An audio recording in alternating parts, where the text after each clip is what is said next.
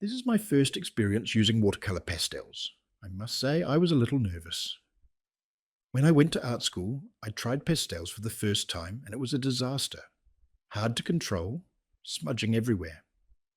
I kept this experience in the back of my mind, and so I set off.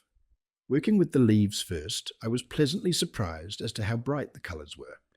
But as with pastels and their broad tip, you cannot get a fine edge, so it was essential to blend with water to get the smooth surface of the leaf.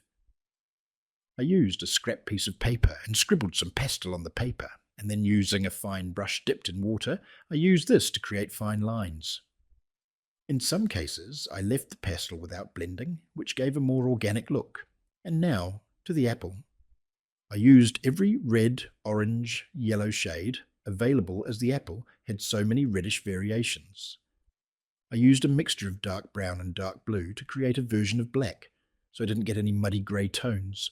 In conclusion, I enjoyed the experience. There is always an unpredictability about pastels. They are much harder to use than pencils or paint, but you get a more natural feeling to the final painting.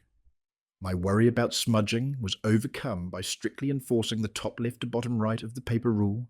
Here are some tips to help you get started on your journey. 1.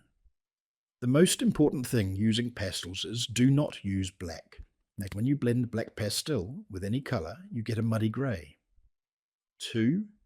Work from top, left to bottom right to avoid smudging. 3. As with any watercolour product, keep your water clean. Any trace of colour left in the water will go onto the paper. 4. Work from light to dark. It is so much harder doing the opposite.